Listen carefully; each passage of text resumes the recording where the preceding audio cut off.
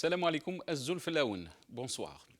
À l'occasion de la journée mondiale de la liberté de la presse dimanche, plusieurs ONG et partis ont exhorté les autorités algériennes à mettre fin aux poursuites judiciaires et libérer les journalistes emprisonnés, dont Khaled Drani, devenu à son corps défendant symbole du combat pour la liberté de la presse. Dans son classement mondial de la liberté de la presse, l'ONG Reporters sans frontières, RSF, indiquait que la décennie qui vient s'annonce décisive pour la pratique du journalisme sur le continent africain. En Algérie, la liberté de la presse dégrade sur fond de suspension du mouvement populaire, Hirak, et de crise du coronavirus, avec des journalistes en détention et la censure de médias en ligne. C'est une aubaine pour le régime. Il est en train de régler ses comptes à huis clos avec le journalisme et les médias libres et indépendants. Le harcèlement ciblé des médias indépendants, dont certains sont accusés par le pouvoir d'être financés par des organisations étrangères, et également dénoncé par les défenseurs de la liberté d'expression. 3 médias en ligne algériens ont été la cible de censure de sites du groupe Interface Média, Maghreb Émergent et la radio web Radio M et le site d'information généraliste Interligne. Il n'est pas normal que des journalistes soient en prison. Il y a eu une révolution, le Hirak, pour un état de droit et des libertés, dont la liberté d'expression. Mais le système politique poursuit des journalistes qui ont une ligne éditoriale qui déplaît. À un moment où tous les regards au niveau national et international scrutent la gestion de la pandémie de Covid-19, le pouvoir algérien consacre du temps à accélérer les poursuites et les procès contre les militants. Des journalistes et des partisans du mouvement du Hirak, ces initiatives liberticides relèvent du même objectif qui est de faire taire les Algériens et de leur signifier que les 56 semaines du Hirak n'étaient qu'une parenthèse. Le pouvoir en place n'a pas la volonté de réconcilier les Algériens et d'aller vers une autre Algérie ou vers une Algérie nouvelle, comme il le dit. Au contraire, c'est le statu quo.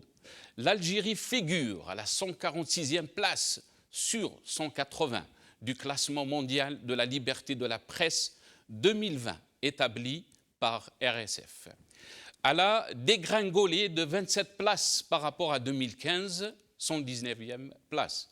Abdelmajid Tebboune a vivement critiqué RSF, qui a dénoncé dans son dernier rapport les atteintes à la liberté de la presse en Algérie. Je les connais bien. Son président parle de démocratie. Il nous parle que nous, a dénoncé Tebboune, qui a rappelé le passé de l'ex-président de RSF, Robert Ménard. Je connais votre grand-père, votre père était des colons à la Mitidja qui ont égorgé des Algériens et à la fin, vous êtes devenu maire d'un parti extrémiste qui déteste les Arabes et tout le monde, a-t-il dit en parlant de Ménard sans citer son nom. Il continue dans sa lecture de la situation. Il y a des gens qui sont attentionnés et qui sont actionnés de l'étranger. Il y a eu un vacarme sur les atteintes à la liberté d'expression. Sur 8000 journalistes, il y a 3 ou 4 qui n'appartiennent pas à la presse nationale, mais à des journaux étrangers, financés de l'étranger. L'un d'eux, avait-il soutenu, a été interrogé avant de se rendre à une ambassade pour faire le point sur la situation. On parle de souveraineté nationale, martèle Tebboune. Je n'y renoncerai jamais, quel que soit le prix, dit-il.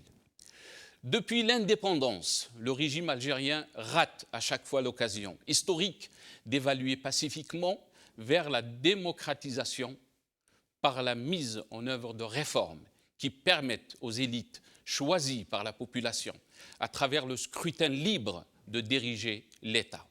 Une occasion que rate le régime est le Hirak, qui est un mouvement historique de refondation de l'État. Des élites jeunes, compétentes, à la fibre patriotique, se sont révélées depuis le 22 février 2019.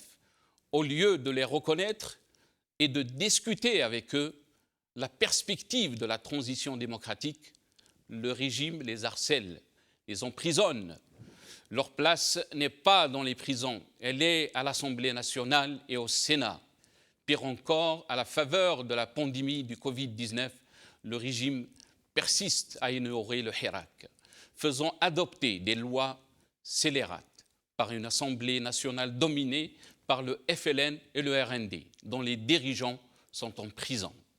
C'est ubuesque. La pandémie qui doit mobiliser tout le monde pour la faire reculer est une autre des occasions ratées par le régime pour se réconcilier avec la population.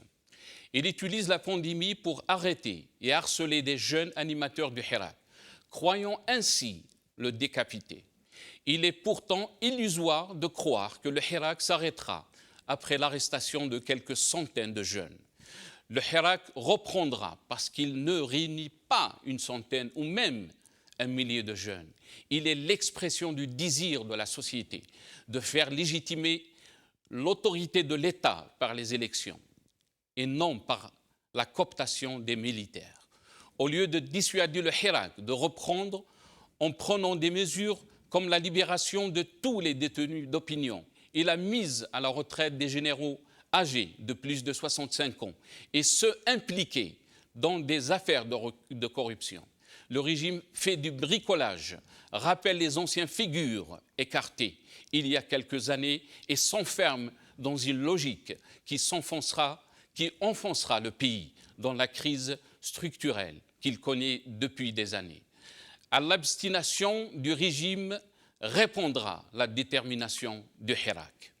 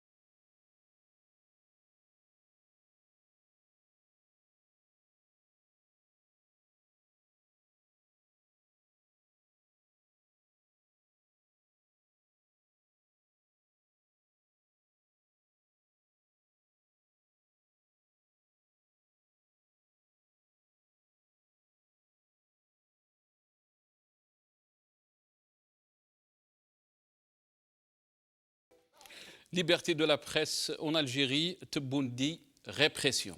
C'est le titre de notre émission ce soir. Et pour en parler, j'ai le plaisir d'avoir avec moi dans cette émission, depuis Alger, le journaliste Karim Kbir. Karim, marhaba bik, Azul Felak, bonsoir. Karim Kbir. Karim, est-ce que vous m'entendez, oui, Karim? Bonsoir, Karim. Merci, merci d'être avec nous. Bonsoir à tous les auditeurs. Merci, Karim. Merci d'avoir accepté notre invitation. On aura aussi le plaisir d'avoir Hassan Mouali, qui est aussi journaliste depuis Alger, mais qui n'est pas avec nous pour le moment. On aura aussi Nabila Ismail, avocate et militante politique, qui est avec nous. Nabila Ismail, maître Nabila Ismail, bonsoir et merci d'avoir accepté notre invitation. Merci à vous de m'avoir invité.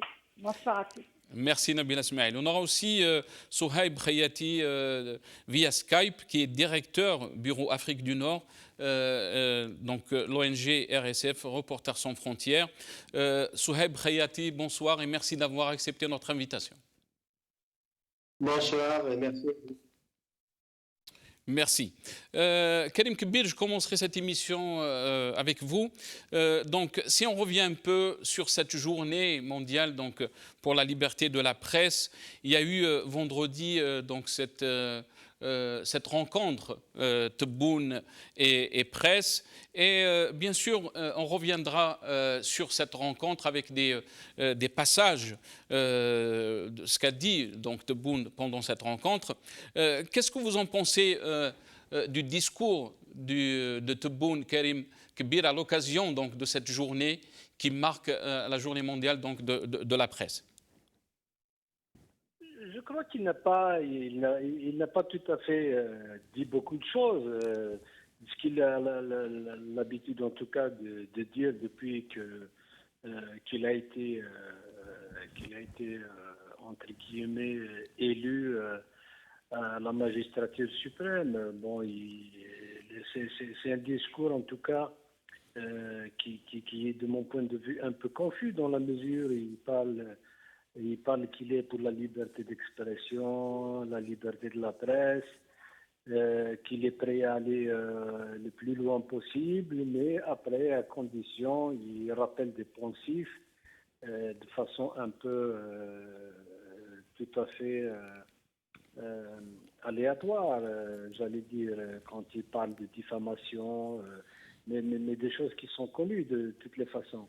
Mais en pratique, dans la réalité, c'est que ce que nous assistons depuis le début de l'année, quand même, ça contredit totalement ces professions de foi, puisqu'on voit tout de même, on a 4 journalistes qui sont en prison. On voit comment, par exemple, l'élaboration, l'adoption plutôt récente de 2 projets de loi. Que tout le monde, quand même, on s'est tous interrogés sur cette célérité avec laquelle ils ont adopté ces 2 lois. Même si, mais Karim Kbir, lui, vous avez dit qu'il a parlé, bien sûr, qu'il y a 3 ou 4 journalistes qui sont en prison, qu'il y a plus de 8000 journalistes en Algérie, et que ces journalistes n'appartiennent pas à la presse nationale. Ils collaborent avec des journaux étrangers qui sont financés par l'étranger. Qu'est-ce que vous en pensez de ce passage, Karim Kbir? Écoutez, moi là, lorsqu'il a évoqué, d'abord il faut noter qu'il a repris l'essentiel des accusations qui ont été portées par le ministre de la Communication, Ammar Belhimer, quelques jours plus tôt. Donc le Tebboune n'a fait que reprendre à son compte ce qu'a avancé Ammar Belhimer quelques jours plus tôt. Je crois qu'on n'a pas, tout le monde connaissait par exemple Khaled Darani, on peut pas lui dénier le titre de journaliste. C'est quelqu'un qui a quand même plus de 10 ans dans le métier. Il a bossé pour des journaux algériens, il a bossé à la radio, il a bossé à la télévision.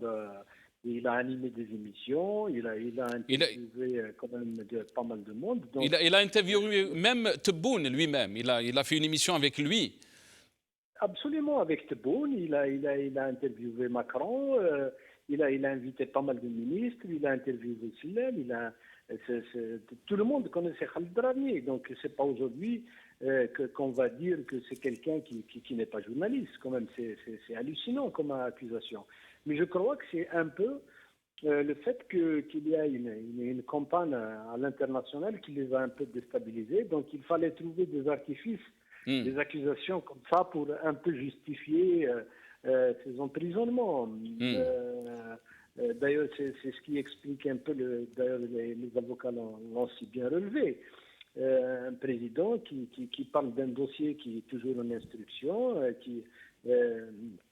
qui porte des accusations dont on ignore comment ils les ont, où il a confondu, c'est-à-dire le fait que des journalistes parlent dans les ambassades avec soi-disant de l'intelligence avec l'ennemi, alors que tout le monde sait que c'est une tradition dans les ambassades, ils reçoivent toute l'élite, pas seulement les journalistes. Mais Y compris les chefs de parti, les chefs de parti, des ministres, ils invitent de tous les horizons, de la société civile, des avocats, des opérateurs économiques. Donc c'est des discussions à bâton rompu, mais ce n'est pas forcément de l'intelligence parce qu'ils ne sont pas là à vendre des secrets d'État.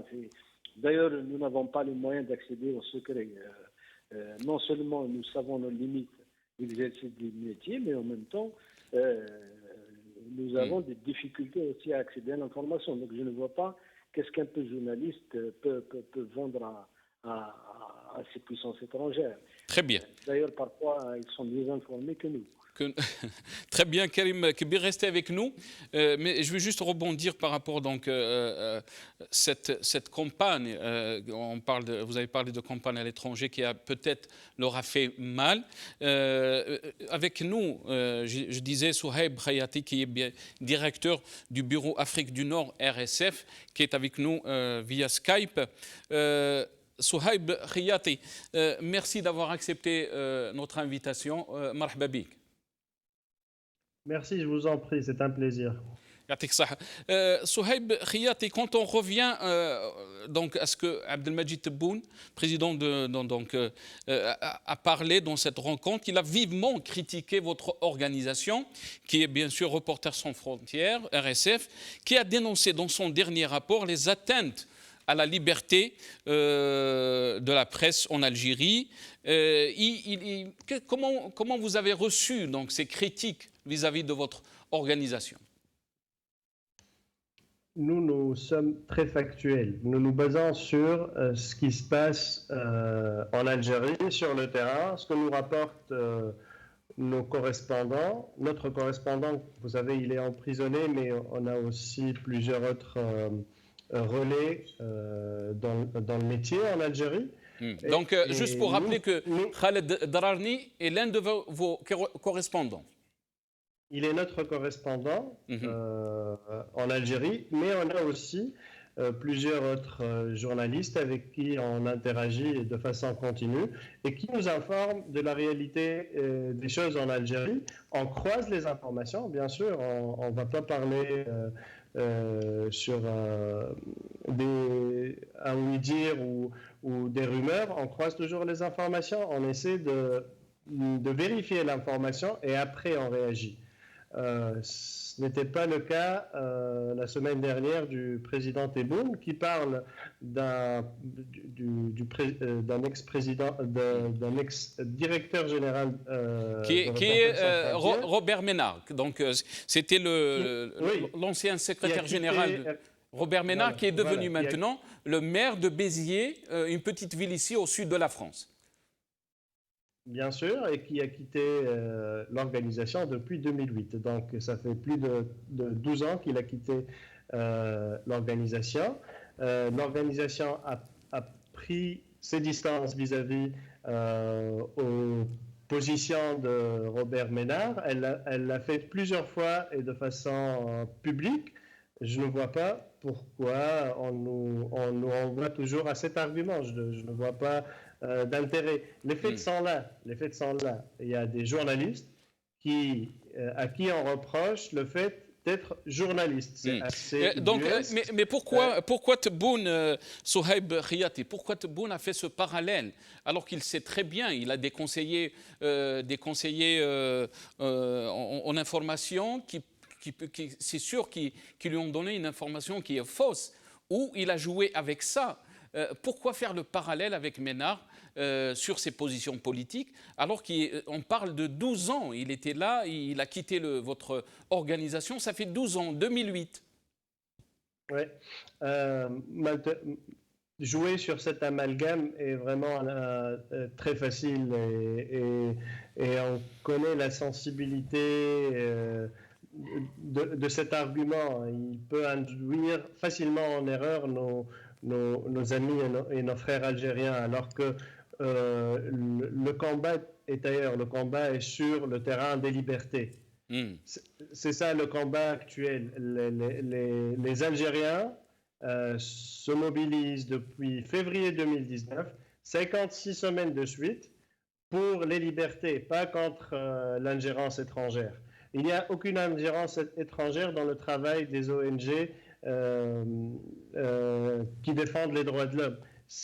Leur travail est basé sur ce qui nous est rapporté comme violation, comme intimidation, comme censure, comme atteinte aux droits de l'homme. C'est ça, nous, on réagit en conséquence. On respecte la souveraineté de l'État algérien, on respecte les choix du peuple algérien quand on lui donne le choix, quand les conditions sont réunies pour qu'il exerce un choix libre et que ce choix soit couvert par des médias et des journalistes libres et indépendants. Moi, je reste toujours vraiment interloqué par ce genre d'arguments. Ils sont dépassés en 2020. Il suffit d'un petit clic sur n'importe quel moteur de recherche pour savoir ce que fait RSF, ce qu'est devenu Ménard et la distance énorme qui sépare l'œuvre de Ménard et celle de RSF aujourd'hui. Très bien. Vous avez dit qu'il y a donc un décalage par rapport au régime et comment il comprend donc la situation en Algérie vis-à-vis des libertés mais on va juste essayer d'entendre ce qu'a dit Tebboune dans cette rencontre avec les journalistes, si on peut les appeler. هادو RSF نعرفوهم وسبق لي وقلتها ونزيد نقولها. منين الرئيس نتاعهم يدعي الديمقراطيه ويحركوهم غير لينا احنا ما يتحركوا حتى على واحد اخر. انا نعرف جدك ونعرف باك كانوا كولون في المتيجه دبحتوا الجزائريين، اليوم تجي دير لي الديمقراطيه وفي النهايه انتهى بك الامر مشيت رئيس بلديه نتاع حزب متطرف اللي يكره العرب ويكره كل شيء ويكره كاع الدنيا. المثال تاعي عندنا صحفيين اكفاء كما عندنا اطباء اكفاء وراكم نموذج منهم. سي بالحميسي معروف، طيب معروف، انا دو بير بلوم يسمع سبحان الله ولا يسير في القطاع من اكبر الصحفيين تاعنا. سي بالحمر معروف. وان الديمقراطيه انا التزمت وقلتها مرارا وتكرارا أن ما ندعم حرية التعبير، لأن بلا حرية التعبير ما تقدرش تمشي بعيد. ولكن قلت نحارب بشراسة الكذب والتجريح والسب والشتم باش توصل نتايا باش دير حاجة فكاهية تخلق لي مشاكل دبلوماسية. رفع المستوى شوية، رفع المستوى. Souhaib Khayati, il dit qu'il faut élever le niveau. Il parle bien sûr de liberté d'expression, mais dans votre rapport, le dernier de 2020, de cette année, vous avez classé l'Algérie à la 146e place par rapport donc aux libertés de la presse et bien sûr à la dégringolée de 27 places par rapport à 2015. Est-ce que vous pensez que la liberté de la presse est un recul d'année en année en Algérie? Il faut surtout faire une distinction entre la liberté de la presse dans un pays et la qualité du travail journalistique fourni par les journalistes de ce pays. Nous, on ne juge pas la qualité du travail des journalistes indépendants, libres, algériens, mais on juge les conditions dans lesquelles ils travaillent et auxquelles le climat défavorable à la liberté de la presse, ce climat a fait que le classement de l'Algérie dégringole dans notre classement mondial de la liberté de la presse. Le régime y est allé par tous les moyens ces dernières années. Il y a les sanctions économiques contre les derniers médias libres avec la suspension de la publicité publique. Ça, c'était les années 2016-2017. Il y a eu les accusations d'intelligence avec l'ennemi, avec un État étranger qui ont été distribués comme des petits pains à certains journalistes. Donc,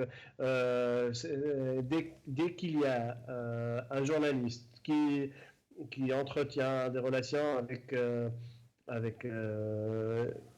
des confrères ou avec des ONG qui exercent à l'étranger, il est taxé systématiquement soupçonné de collaboration avec l'ennemi ou avec une force étrangère. Et, il y a eu des journalistes morts en incarcération. Il y a eu des journalistes qui ont frôlé la mort en incarcération.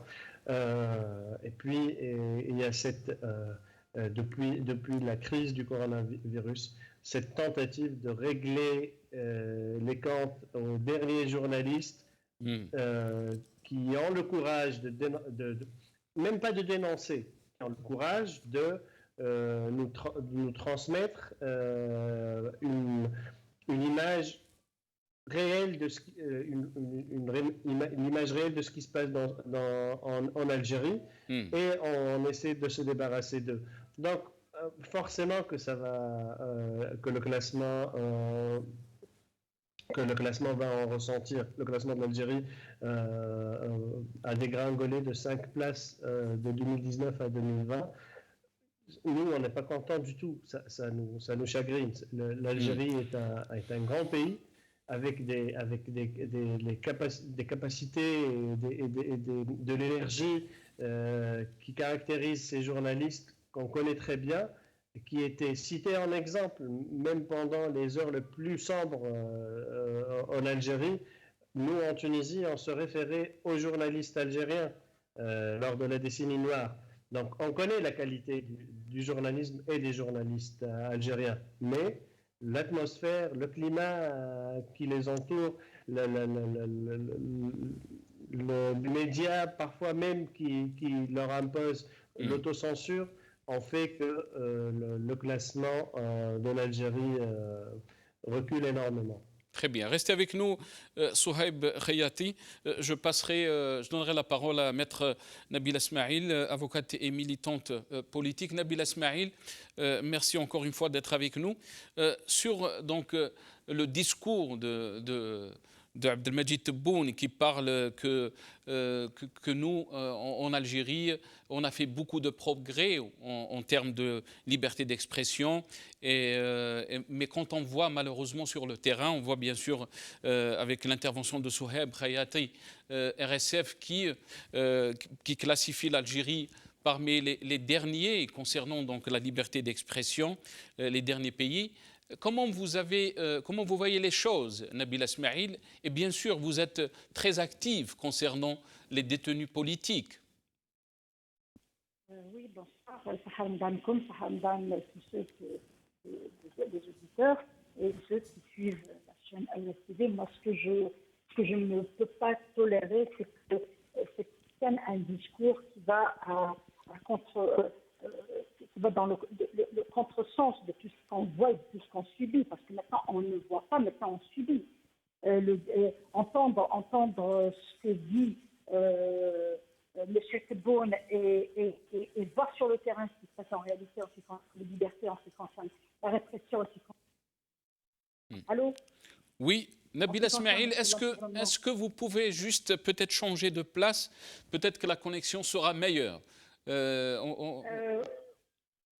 Est-ce que vous pouvez juste... on essaiera de rétablir un peu la communication avec vous et espérons qu'elle sera meilleure. Karim Kbir, est-ce que vous voulez rebondir sur cette question? Bien sûr, Tebboune parle aux journalistes, il nous dit qu'il y a plus de 8000 journalistes, que ces journalistes sont en train de faire leur travail et rien ne les empêche à parler de la situation de l'Algérie, et qu'il y a juste 3 ou 4 journalistes qui sont liés bien sûr à l'étranger, mais la situation est totalement contraire par rapport à ce qu'il dit. Al-Majid Tebboune, la preuve, le RSF a classifié l'Algérie en 146e place concernant les libertés d'expression, la liberté de la presse. Oui, en fait, ils sont jamais conséquents. De toutes les façons, ce n'est pas la première fois qu'ils s'expriment. Vous savez, nous avons le génie ici en Algérie de pervertir tous les concepts. Ils ne s'embarrassent pas en tout cas de scrupules pour dire que nous travaillons nous sommes libres, nous pouvons écrire ce que nous voulons, la liberté est consacrée par la Constitution et tout ça. Mais le problème c'est dans la pratique. En fait, dans la pratique, c'est là où il y a le problème fondamental. D'abord, tout le monde sait que la loi ne protège pas suffisamment les journalistes. Vous avez vu récemment, par exemple, sur les télévisions avec les dérapages qui ont été constatés, alors que tout le monde sait que ce sont des télévisions offshore. C'est-à-dire le régime s'en est accommodé jusque-là, mais dès lors que quelque chose ne le dérange pas, là, il réagit. Donc, il y a une forme de marécage de non-droit. Donc, les journalistes ne sont pas suffisamment protégés. Il n'y a pas des lois qui spécifient, en tout cas, les relations entre le public, la presse et les autorités. Donc, nous n'avons pas réellement d'un arsenal juridique qui protège suffisamment les journalistes et qui leur permettent d'exercer librement leur travail. On a vu comment la presse a évolué pendant le Hirak. Donc c'est très, très, très difficile de travailler. Donc eux, quand ils vous disent que nous sommes dans la liberté d'expression, c'est-à-dire il y a une liberté de la presse, mais c'est contredit à chaque fois dans la réalité, dans la pratique. Passons sur le fait aussi que nous savons tous qu'il y avait du chantage sur la publicité. Karim Kbir? C'est que les journaux, les médias qui ne souscrivent pas à la démarche du pouvoir, ils sont exclus des aides de la publicité. Il y a par exemple le problème des imprimeries.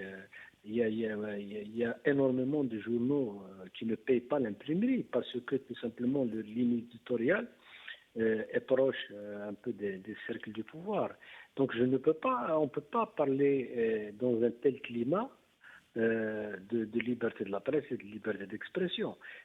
Et fondamentalement aussi, un problème en tout cas, moi je suis de ceux qui pensent que nous ne pouvons pas objectivement parler de liberté de la presse et de liberté d'expression si nous n'avons pas un changement fondamental au niveau politique. C'est-à-dire si nous ne sommes pas parvenus à mettre en place une architecture institutionnelle basée sur la légitimité populaire et des règles démocratiques. Donc forcément, on est toujours d'une certaine façon soumis au dictat du pouvoir qui a tous les moyens de faire pression à sa manière, à travers la justice, à travers une interprétation discrétionnaire de la loi, et puis à travers toutes les formes de pression que j'ai évoquées, la publicité. Donc dans ce climat, je ne vois pas comment parler réellement de la liberté de la presse, de la liberté d'expression. Il est évident que nous avons une petite, comment on dit, une liberté de temps au niveau de chaque journal où quand même on aborde, parce que c'est le fait aussi du combat des journalistes, on aborde des sujets, on essaie de faire autant faire se peut le métier tel que nous le connaissons, mais il ne faut pas se faire d'illusions que nous pouvons tout faire ou exercer notre métier sans risquer à être exposé à des pressions et des représailles. Très bien, restez avec nous Karim Kbir. Je reviens à Nabila Smaïl. Nabila Smaïl, est-ce que vous m'entendez? Je vous entends très bien. Très bien. Nous aussi, on vous entend très bien. Je sais que vous m'avez dit peut-être que vous êtes pressé pour le l'iftar. Je vais essayer de faire vite avec vous, Nabila Smaïl. Oui, vos honorables invités n'ont pas l'obligation de préparer l'iftar, contrairement à moi. très bien. Inch'Allah برك يعني ما تحرقيش المرمطه هذيك نبيله اسماعيل.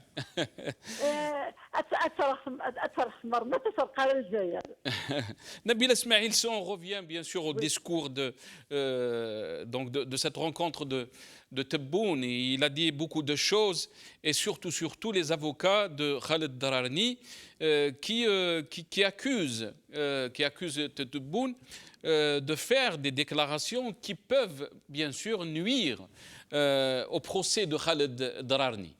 Qu'est-ce que vous en pensez, Nabila Smaïl?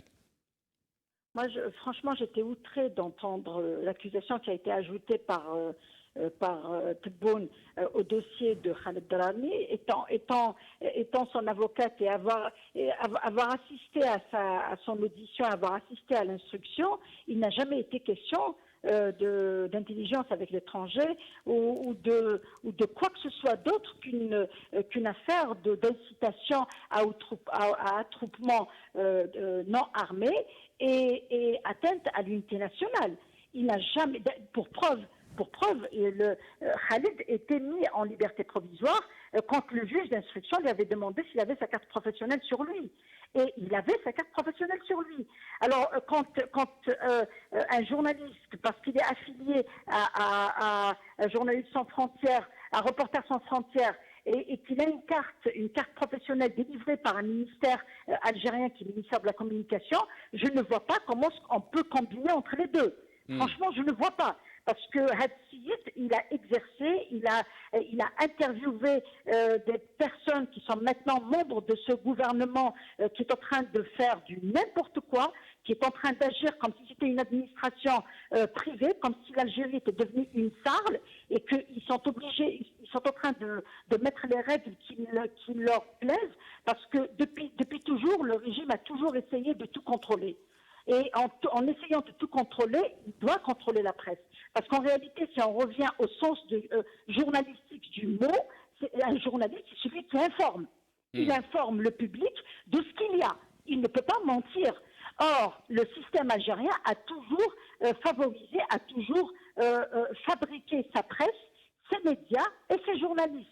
Alors, quand le Hirak est venu, quand le Hirak a explosé, les journalistes se sont libérés, ils ont commencé à être les yeux du peuple, ils ont commencé à couvrir le Hirak, et ça a dérangé, ça a vraiment dérangé. Beaucoup d'entre eux ont claqué la porte et ils ont démissionné. Ils ont commencé à travailler pour leur compte, où ils ont ouvert des pages web où ils couvraient, mais parce qu'ils n'en pouvaient plus. Ils devaient épouser l'esprit du Hirak. Ils ne supportaient plus qu'on leur dicte leur ligne qui était complètement fausse et qui était en totale contradiction avec la réalité. Alors, un pouvoir qui instaure des institutions aux ordres doit mettre la presse aux ordres. Et pour preuve, les dernières lois qui ont été adoptées en quatrième vitesse et en catimini, des lois, moi personnellement, je suis pour le fait qu'on incrimine l'insulte, parce qu'on ne fait pas de politique en insultant. Ça, il faut mettre un peu de morale. On a besoin de moralité dans notre vie. On a besoin d'être à la hauteur des responsabilités qu'on accepte de prendre. Mais de là à donner une telle arme à une justice aux ordres, parce que maintenant, quand on dit une fake news, qui est là pour déterminer c'est quoi une fake news? Une loi pareille devait passer par un large débat. Il fallait associer les magistrats, il fallait associer les juristes pour définir qu'est-ce qui est fake news et qu'est-ce qui n'est pas. Parce que pour ce système, rentrer dans un hôpital et filmer et voir qu'il n'y a pas de moyens et que les médecins ne sont pas protégés, qu'ils ne portent pas de masque et divulguer ça à la télé, c'est pas une fake news. Mais eux, ils peuvent dire non. C'est en contradiction avec le bilan du ministère de la Santé. Tout le monde a son masque, tout le monde est protégé. Donc vous voyez, il n'y a pas de limite. C'est élastique. Tout le monde peut déterminer ça à sa guise, peut expliquer ça à sa guise, mais pour Khaled Drarni, moi j'ai su dernièrement que son père était un membre du MALC, qui était la base de la sécurité militaire de l'heure de Boumdine et de Chadli, et que c'était un homme qui avait pris des armes, qui s'est battu pendant la guerre de libération. Il y a tout un boulevard qui porte le nom des frères Drarni, et là, il se retrouve accusé par le président d'intelligence avec l'étranger. C'est scandaleux. C'est scandaleux. Oui, scandaleux dans la mesure où il y a un article de loi, l'article 147 du Code pénal, qui incrimine toute personne usant de sa fonction pour influencer les décisions de justice ou influencer le sort d'un dossier qui se retrouve entre les mains de la justice. Là, lui, en tant que premier magistrat du pays, quand il dit qu'il est poursuivi pour ça, les juges pourraient le convoquer demain pour lui ajouter une telle infraction qui n'existe pas dans le dossier. Parce que c'est une très lourde accusation. Moi, ça me rappelle l'ère du terrorisme, quand on voulait abattre quelqu'un, on lui collait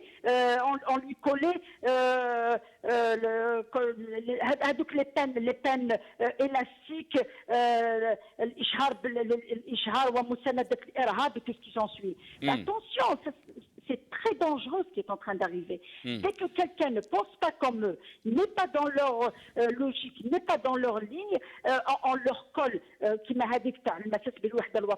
on n'a pas arrêté de plaider que c'est une notion qui est élastique et que ce n'est pas défini.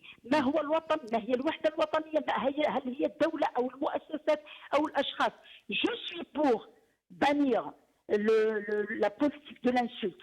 Je suis pour mettre en prison une femme comme Naïma Falhi, qui est députée et qui a participé dans l'élaboration de cette loi contre le discours de la haine, mais qui a toujours son immunité. Cette loi, elle existait.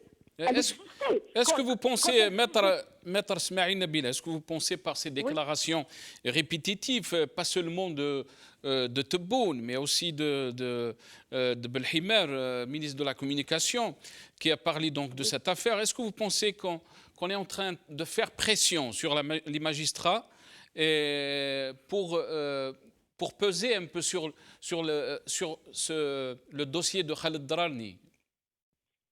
Écoutez, on peut tout penser, parce qu'à partir du moment où Tebboune, en président un conseil des ministres, via vidéoconférence, il jette un coup d'œil aux magistrats pour les remercier de tous les efforts qu'ils sont en train de faire, bien sûr en mettant les innocents en prison.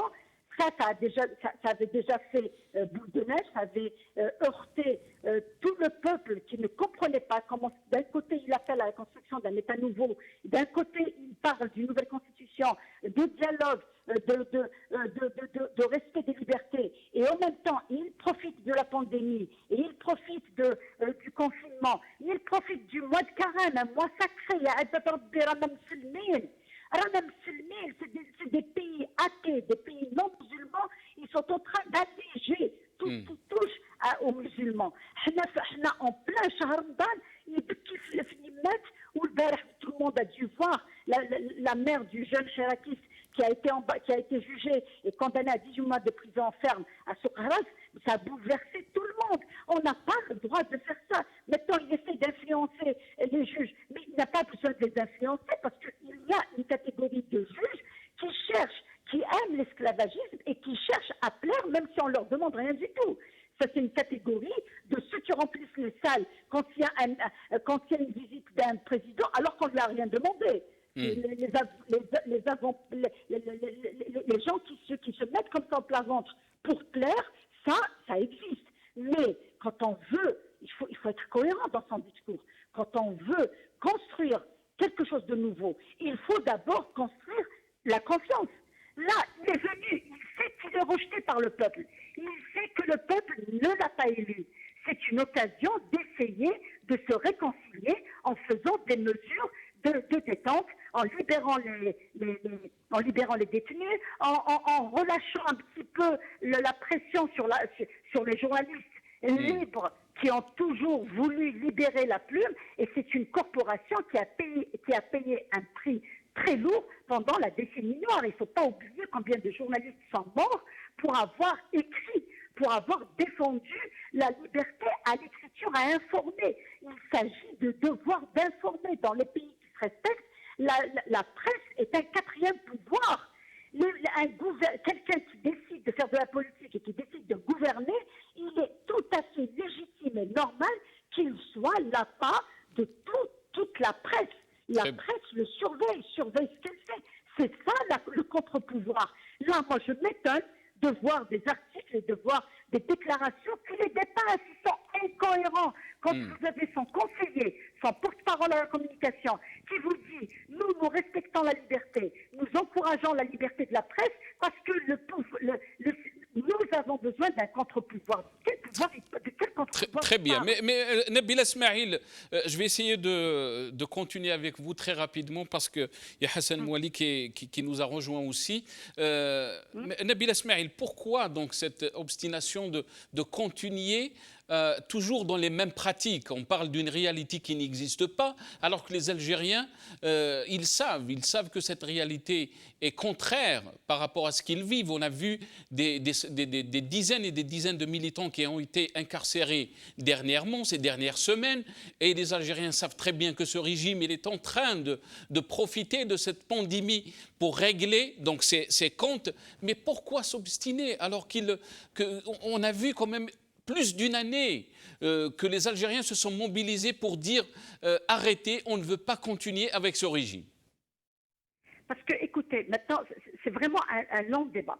Parce que vous savez, moi, quand vous posez des questions en tant que journaliste et peut-être militant. Vous avez un idéal dans votre tête, vous militez pour un idéal. Moi, je suis avocate et militante, donc je milite aussi pour un idéal et j'essaie d'être cohérente dans ce que je dis, dans ce que je fais et j'essaie d'être fidèle à une ligne ou à un objectif. Or, nous avons affaire à un pouvoir qui est composé de technocrates. C'est des administrateurs, ce n'est pas des politiciens. Ils ne font pas de la politique, ils gèrent un secteur, ils gèrent l'administration. Tous ceux qui ont accédé au poste de président de la République n'ont jamais été élus. Ce n'est pas des politiciens, c'est des administrateurs. Ils sont en train de gérer une situation d'une façon administrative. C'est des règles qu'il faut appliquer sur le terrain, même si ces règles ne s'appliquent pas sur le terrain. Mais eux, parce que dans leur tête, c'est des technocrates, ce ne sont pas des politiciens, il n'y a pas de vision, il n'y a pas de stratégie, il n'y a pas de concertation, il n'y a pas de démocratie. Donc ils ne peuvent pas être le reflet ou écouter les revendications. Vous savez, plus jeunes, des jeunes là qui sont dans la rue, qui s'amusent à se connecter, à passer le temps, ils vous disent, arrête la provocation, ils pensent qu'ils vont nous arrêter. Reste la pandémie, donc tout le monde a compris que le pouvoir en place est en train d'essayer de gagner du temps. Ça, c'est une donnée qui est constante, vérifiée et réelle. Et qu'est-ce qui se passe? Il se passe qu'hier, et ça je tiens à le dire, je tiens à en témoigner, hier il y a eu convocation d'un activiste de Tedmate, on nous a appelés, on s'est dépêché, on est parti au commissariat pour être là pour surtout empêcher un débordement parce qu'il y avait un rassemblement de jeunes. Alors on les a suppliés pour essayer de respecter la distanciation et on les a rassurés. On est rentrés, on a vu avec la police, ils nous ont dit non, on va lui faire un PV, on va le relâcher. Et pareil pour Tizernis, il a fallu qu'on fasse une déclaration pour dénoncer cette ultime provocation. Mais qu'est-ce que j'avais vu? Qu'est-ce que j'ai vu chez ces jeunes qui étaient en face du commissariat? Alors, ils étaient en plein jeûne, comme ça, il faisait très chaud. Ils avaient eu le temps de découper des draps, d'écrire des slogans dessus, de venir se mettre en face du commissariat et de dire Wallah marada habsin. Donc, tout ce que le pouvoir est en train de faire va créer l'effet contraire. Moi, j'ai vraiment peur pour cette théorie du tout sécuritaire dans les années 90. Là, c'est le tout répression, tout poursuite judiciaire, ça va créer un effet contraire.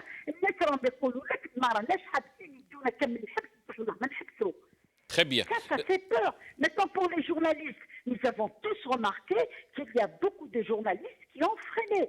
Il y a beaucoup de journalistes, d'ailleurs, c'est pas pour les décourager peut-être, mais il y a beaucoup de gens que je connaissais, moi y compris, qui n'achètent plus la presse. Parce que nous savons qu'ils sont pris en otage, nous savons qu'ils ont peur d'aller en prison, nous savons qu'ils sont dans la ligne de mire, ils sont dans le collimateur de ce système, et ça ne peut pas continuer comme ça. Un pays ne se gouverne pas comme une administration. Très bien. Un pays, c'est des institutions, il faut qu'il y ait un programme politique, et la question reste posée. Pourquoi c'est toujours des technocrates qui gèrent ce pays et jamais des hommes politiques? Très rapidement, Nabila Esmaïl, très rapidement. Oui. Oui. Est-ce que vous avez juste un mot, deux mots de la fin? Je sais que vous... Moi, ce que je vais vous dire,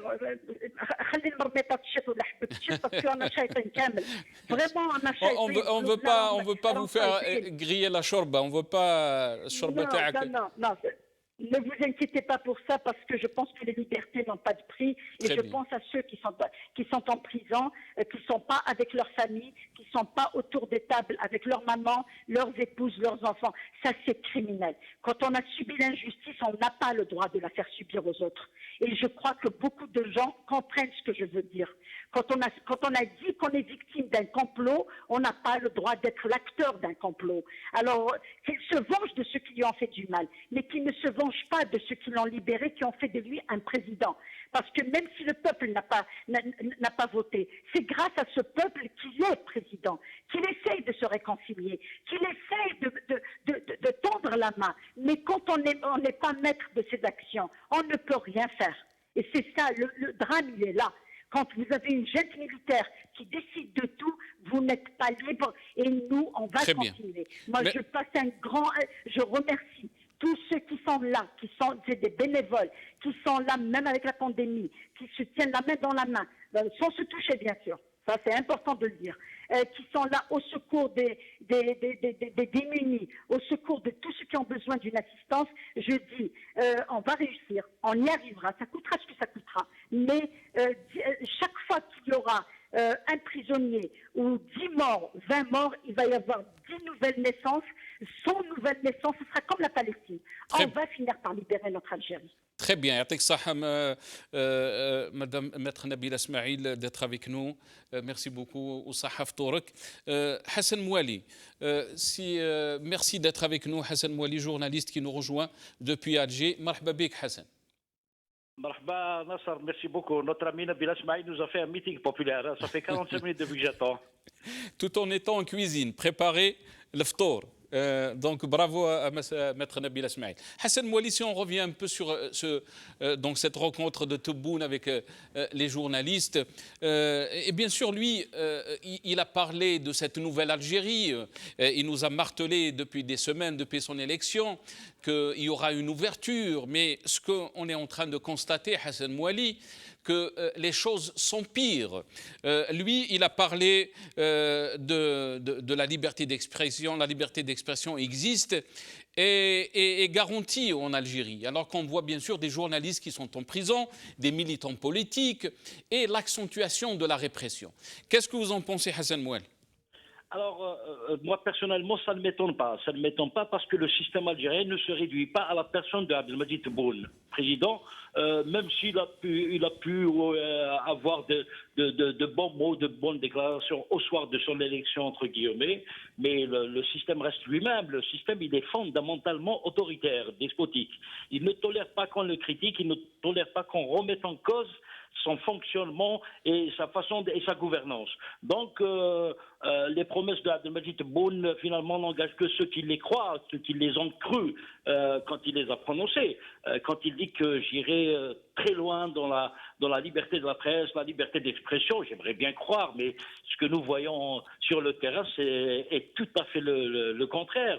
Je suis même, malheureusement, je suis tenté de dire que la situation s'est empirée par rapport aux 20 années d'Abdelaziz Bouteflika. C'est pas pour glorifier Bouteflika. Bouteflika, il a été un tueur des libertés d'expression et de la liberté de la presse.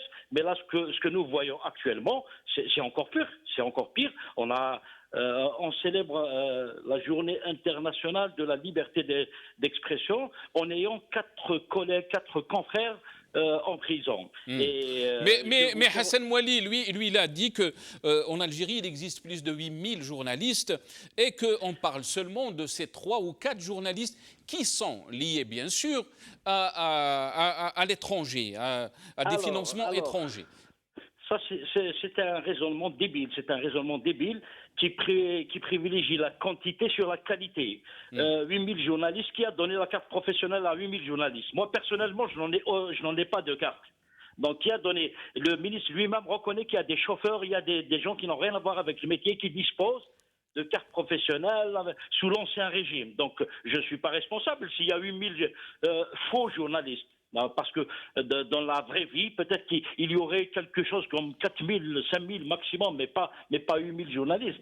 On sait très bien qu'il y a des médias qu'on fait fonctionner avec 3-4 personnes. Le fil APS, le patron qui n'a rien à voir avec la presse, il recrute 2 stagiaires, il fait un journal, il amasse une petite fortune pour s'acheter un petit 4x4, et puis le tour est joué. C'est comme ça que ça marche en Algérie, c'est une poule aux œufs d'or. Mais après, c'est quand même cynique de dire qu'est-ce que pèse 4 journalistes sur 8000. Mais pourquoi tu attends aux libertés de ces journalistes? Pourquoi tu les emprisonnes? On n'emprisonne pas un journaliste pour ses positions ou ses écrits. Mais moi, je pense que l'arrière-pensée du pouvoir est claire.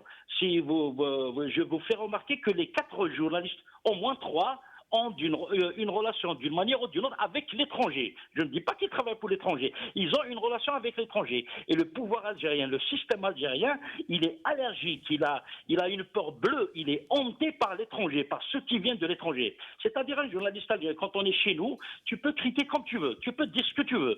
Sous Bouteflika, je me souviens, j'étais journaliste à l'Ouatan, j'écrivais des articles vraiment très, très, très crus, mais je n'ai jamais eu de problème.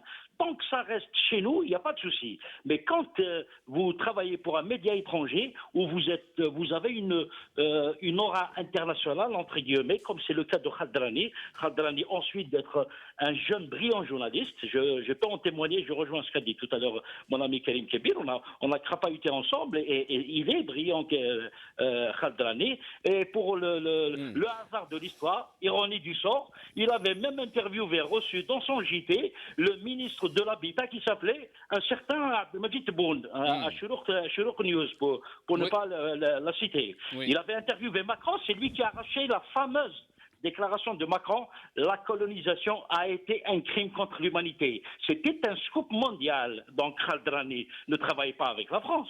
Il fait son boulot de journaliste.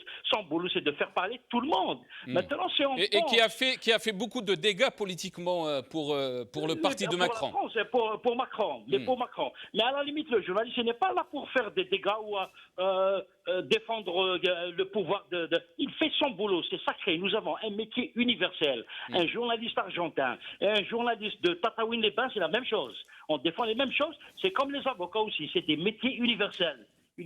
On est censé faire exercer librement notre boulot qui consiste à récolter, traiter, analyser et diffuser les informations. Voilà un journaliste. Un journaliste, ce n'est pas Nous sommes les chiens de garde, permettez-moi l'expression, nous sommes les chiens de garde de la République, pas des maîtres du pouvoir. D'accord ? Nous sommes les sentinelles de la République, de la démocratie, des droits de l'homme. Mais Hassan aussi, dans sa déclaration avec les journalistes, il avait parlé que la méthode de gouvernance a changé.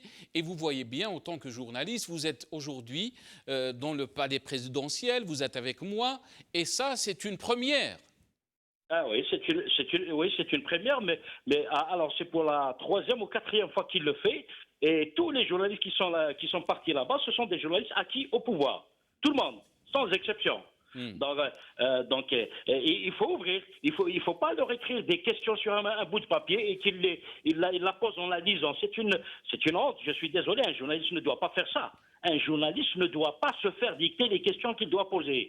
Un journaliste, il doit réagir. Il y a un président qui parle. Moi, si j'ai la possibilité d'avoir Abdelmadjid Tebboune, quelqu'un d'autre en face de moi, je vais essayer de lui tirer les verres du nez. Je vais le déstabiliser. C'est ça mon boulot. Moi, j'ai envie d'être le porte-voix de mon pays, de mon peuple. Mais je ne suis pas là pour faire plaisir au président. Je suis là pour faire plaisir à mes compatriotes et à moi-même en tant que journaliste, c'est-à-dire assouvir ma curiosité de savoir. Monsieur le Président, nous sommes à la veille du 3 mai ou le 3 mai. Il y a 4 journalistes qui sont en prison. Et vous avez promis que vous irez très loin dans la liberté d'expression. Comment expliquez-vous cette contradiction?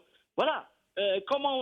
Sur quelle base on accuse un journaliste de travailler pour l'étranger pour le simple fait, par exemple, tout le monde sait que les journalistes sont invités dans les ambassades étrangères à chaque fois qu'il y a des fêtes nationales et tout ça. Moi, personnellement, j'ai été plusieurs fois les ambassades des États-Unis, d'Argentine. On nous invite et sur place, on trouve des responsables politiques, la majorité des responsables politiques sont invités, des officiers supérieurs de l'armée, des hauts fonctionnaires de l'État. Mais cher Ibadi, il n'y a pas de problème.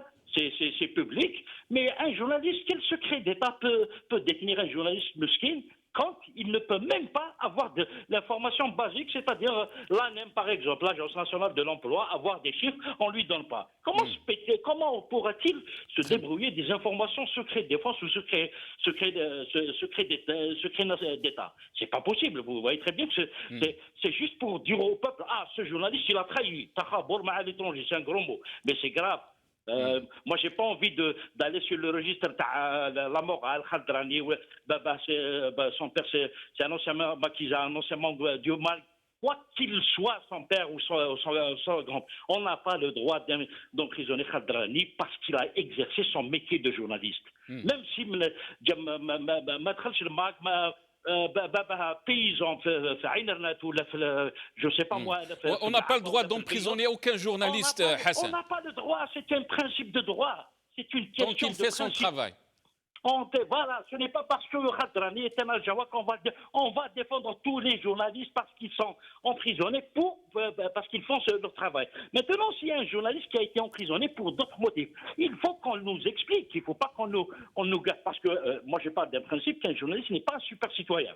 S'il a commis des fautes en dehors de son métier, il a volé, je sais pas moi, il a violé, il a fait n'importe quoi. Il a enfreint la loi. Il a enfreint la loi.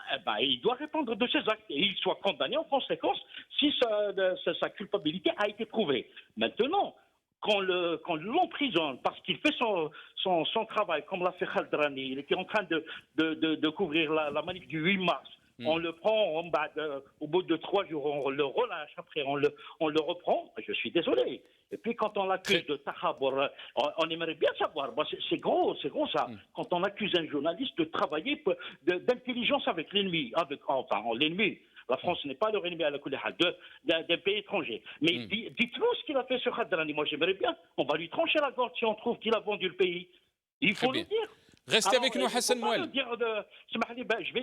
vais continuer sur cette histoire de reporter sans frontières, Tebboune, qui ne sait pas que Robert Ménard a quitté ses fonctions depuis 2008 pratiquement. Ça, c'est tactique. En fait, il le sait peut-être. Il sait que Robert Ménard n'est plus le secrétaire général de mais pourquoi il a joué avec ça, Hassan? Pourquoi donc il fait ça? C'est une tactique des gens, des communicants du pouvoir qui consiste à emmener le débat sur le terrain de la morale, de l'histoire. Pour titiller l'ego patriotique des Algériens. Ah, vous savez que ce Robert Ménard, il est du Front National et fils de pied noir.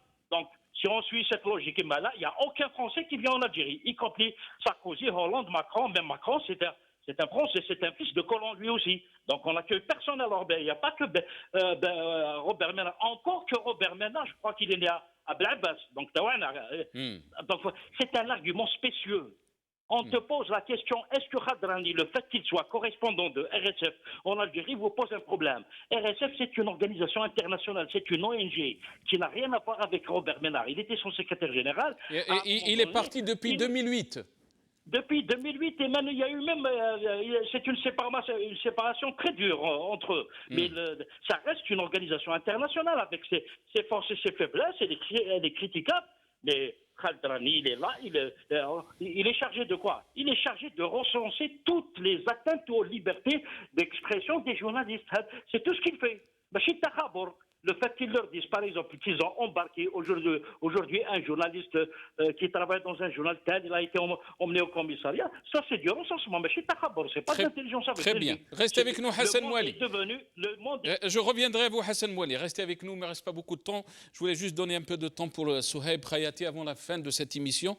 Souhaib Khayati, quelles sont les difficultés que vous rencontrez quand vous faites votre travail? On a entendu bien sûr les accusations de Tebboune envers votre ONG. Quelles sont les difficultés, donc, surtout pour faire le travail quotidien de ce qui se passe dans ces pays? On sait très bien que ce n'est pas facile, pas seulement en Algérie, mais dans beaucoup de pays dans le monde arabe. Cette suspicion envers tout ce qui est organisation internationale qui est nourrie par les régimes, comme en Algérie, est pour nous une difficulté, c'est clair. Tous ces dignitaires, tous ces ministres, ces responsables qui se présentent en tant que chantres de la liberté de l'expression et qui présentent une situation inventée ou fantasmée qui n'a rien à voir avec le quotidien des journalistes, les défenseurs des droits de l'homme ou les citoyens, ça aussi c'est une difficulté majeure. Vous savez, face à l'arbitraire, face à ces arguments surréels, on s'y emploie par tous les arguments possibles, ceux du bon sens surtout, mais quand on te sort une accusation de collaboration avec une force étrangère ou avec l'ennemi carrément, cet amalgame finit toujours par faire mal quelque part, parce que à force de le répéter, à force de le nourrir, de faire en sorte que la suspicion s'intensifie, on finit toujours par avoir des difficultés. Après, il y a aussi cette volonté manifeste des hommes d'affaires, cette collusion entre affaires et monde politique, et qui se traduit souvent par des médias qui sont là pour servir l'agenda d'un parti ou d'un dirigeant ou d'une certaine classe, et qui se présente comme étant une expression du pluralisme ou du journalisme, alors qu'elle n'a rien à voir avec le journalisme. Ça aussi, c'est une autre sorte de difficultés. Et puis, il y a surtout le fait de maintenir les journalistes dans des conditions économiques très précaires. La précarisation du métier a rendu le métier de journaliste, c'est une mission, le journalisme aussi, un métier à risque et une sorte d'aventure que les jeunes dans le monde arabe ne sont plus motivés à... Merci Souhaib Khayati, merci pour votre temps. Souhaib Khayati, directeur bureau Afrique du Nord RSF, qui était avec nous via Skype. Très rapidement, Karim Kebir, comment vous voyez les choses évoluer alors qu'on entend beaucoup d'observateurs? Je ne sais pas si on a Karim Kebir avec nous.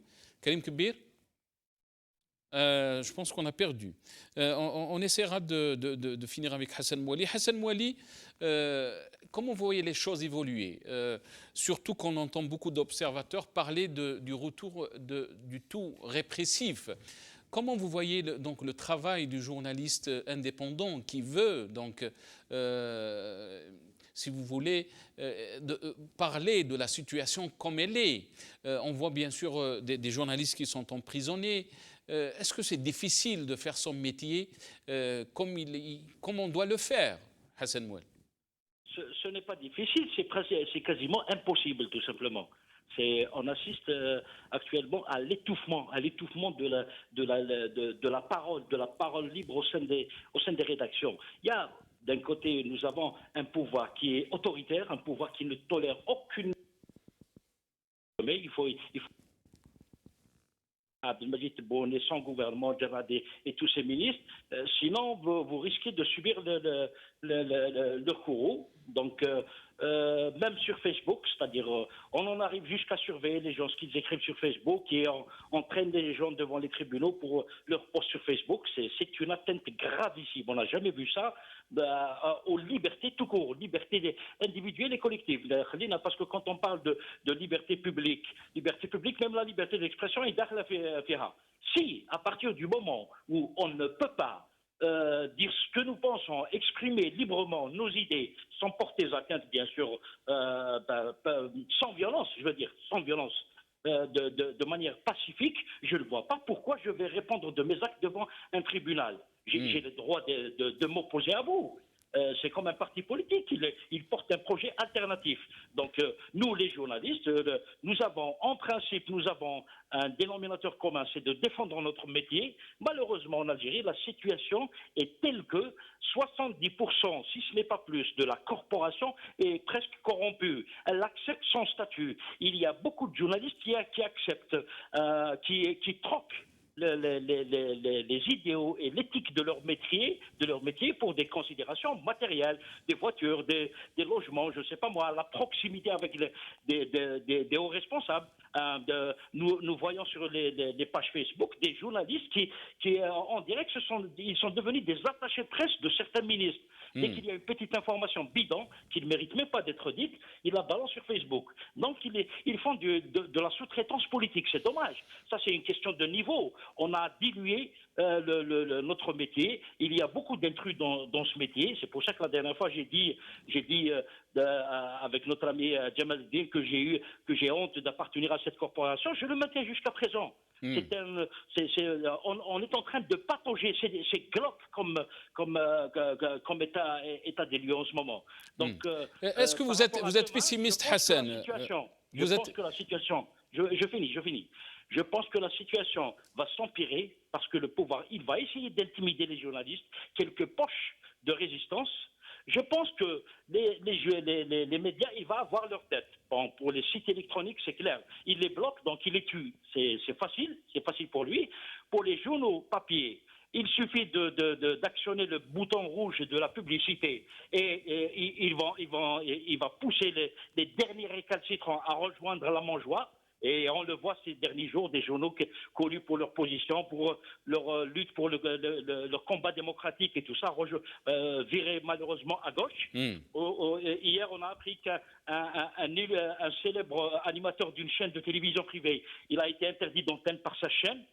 Pour ne pas le citer. Oui. Aujourd'hui, j'apprends qu'un journaliste, un ami journaliste d'un grand journal aussi, il a osé critiquer sur Facebook la nouvelle ligne éditoriale de son journal et il va être attaqué en diffamation. Vous voyez un peu comment ça se passe. Donc vous êtes, Hassan Mouali, vous êtes pessimiste. Vous avez dit que les choses vont s'empirer. Je suis pessimiste. La seule chose qui peut nous sauver, malheureusement, ironie du sort, c'est la situation financière du pays qui peut nous sauver.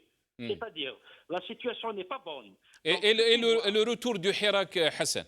Le retour de Hirak, mais la situation financière du pays qui va plomber l'action du gouvernement. Il sera obligé d'avoir le peuple à ses côtés. Pour avoir le peuple à ses côtés, il doit changer de politique. C'est pas comme ça qu'il va avoir. Parce que même la presse qui soutient, par exemple, Tebboune et sa politique, demain, quand ils n'auront plus d'argent à donner au peuple, donc le peuple va dire que cette presse, elle est complice. Ces journalistes sont complices. Très bien. Donc ils sont. Merci Hassan, merci à Teksaha Hassan. Hassan Mouali qui est avec nous, journaliste.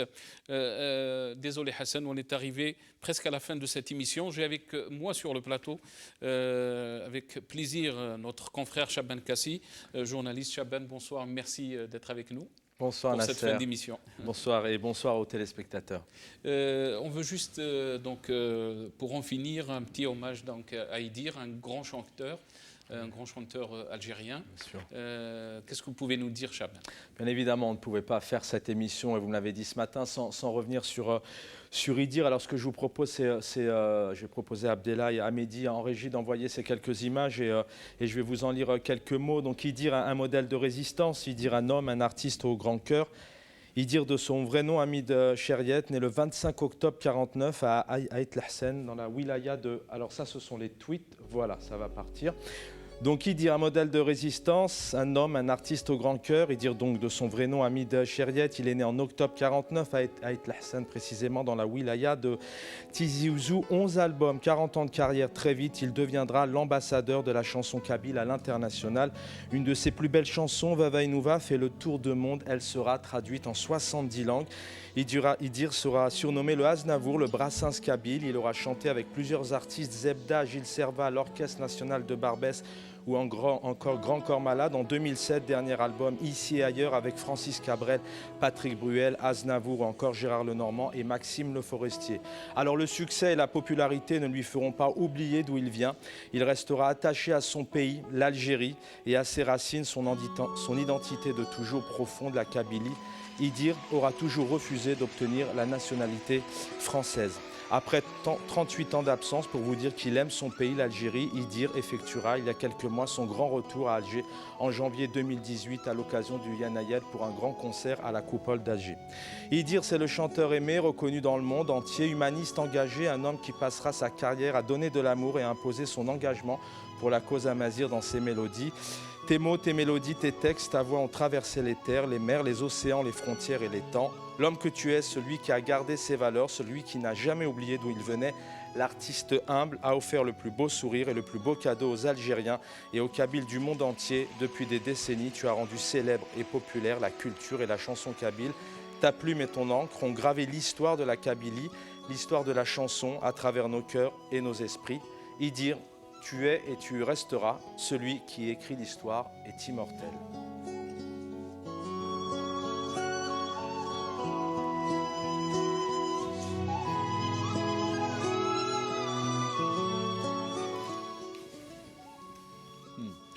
C'est vrai qu'il défendait Chaban donc cette culture amazigh, mais surtout il était dans l'algérianité. L'Algérie, c'était son pays, c'était son cœur, et tu l'as bien dit c'est ce que je vous disais, c'est-à-dire que c'est quelqu'un, notamment en termes de nationalité, il faut savoir il a refusé la nationalité. Il a refusé, il faut contextualiser. Il y a quelques années, c'est vrai que quand on arrivait en France, on pouvait rapidement se dire je suis en France, je vais me naturaliser parce qu'à l'époque, et malheureusement encore aujourd'hui, l'Eldorado français fait rêver. C'est quelqu'un qui est resté algérien jusqu'au bout et 38 ans après, le grand concert à la Coupole d'Argent en janvier 2018. Et pour vous dire qu'il a gardé cette culture et ses origines, par rapport au Hirak, je vais le citer, j'ai tout aimé de ses manifestations, l'intelligence de cette jeunesse, son humour, sa détermination à rester pacifique. J'avoue avoir vécu ces instants de grâce depuis le 22 février comme des bouffées d'oxygène en faisant notamment de l'humour par rapport à ses problèmes pulmonaires. De toute façon, nous sommes condamnés à réussir. Continuons donc à réfléchir en termes de nation algérienne vers le progrès. Si nous restons unis, rien ni personne ne pourra nous défaire. Fin de citation. Très bien. Je pense que vous avez préparé une petite chanson de la fin.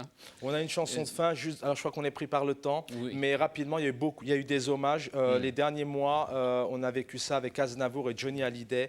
Il y a eu pas mal de tweets, le président de la République, des artistes comme Mais on peut montrer quelques-uns très rapidement. Alors, on a quelques tweets qui peuvent s'afficher, notamment, à commencer par Macron qui s'est exprimé. Voilà, une voix unique s'est éteinte. Il chantait ses racines kabyles. Il parle de mélancolie, d'exil, de fraternité des peuples. Juste derrière, on va avoir Patrick Bruel, avec qui il a contribué, notamment en 2017, avec un dernier album. Voilà, vont suivre sur son montage, a priori, donc François Hollande, ancien président de la République. Voilà, la grande voix de Kabylie s'en va. J'avais eu l'honneur de partager avec cet homme de paix. Il faut savoir que tout au long de ces décennies, les artistes internationaux se battaient, en tout cas, avaient vraiment envie de collaborer avec Idir. La maire de Paris, Madame la maire, Idir, son engagement humaniste, son engagement pour la culture, Kabyles resteront dans nos cœurs. Sa voix magnifique résonnera bien évidemment à l'hôtel de ville. C'est quelqu'un qui a longtemps contribué. Et puis Zizou, bien évidemment, Zinedine Zidane, qui a eu le plaisir de rencontrer à maintes reprises. Triste nouvelle, la disparition d'un homme que nous aimons profondément. Repose en paix. Il lui dit clairement, je n'oublierai jamais notre rencontre. Et puis voilà, on a le ministre de la Culture, notamment Issa Darabara. Très bien, on va finir avec donc ce tweet de Zizou, qui est magnifique. Certes qu'il était d'une renommée internationale et qu'il tenait bien sûr à sa culture kabyle, mais aussi à son algérianité et à l'Algérie autant que pays. On a une petite chanson pour finir, donc pour finir avec cette émission, Chaban. Tout à fait, juste un mot. Avant la chanson, vous allez entendre 40 secondes. C'est la dernière interview, février 2020, à peine 2 mois, de nos confrères de BRTV. Et puis juste derrière, il y a un hommage avec sa fille. Il faut savoir que Tanina était tout pour y dire. Et puis un petit bout d'Ava Inouva. Merci Nasser. Merci Chaban, merci à tous mes invités qui étaient avec nous. Karim Kebir, journaliste. Hassan Mouali, journaliste aussi. Nabil Asmaïl, avocate et militante politique. Sohaib Khayati, qui était directeur bureau Afrique du Nord, ONG RSF. Et notre confrère Chaban Cassillon. On essaiera de finir donc avec cette touche positive, hommage à Idir Rabbi Rahmou et Sahaf Tourkoum, et je vous retrouve demain Inch'Allah. Ciao tout le monde, à la prochaine Inch'Allah. Mais si j'écris cette lettre, c'est pour que tu saches simplement que je t'aime comme un fou, même si tu ne le vois pas. Tu sais, ma fille, chez nous, il y a des choses qu'on ne dit pas.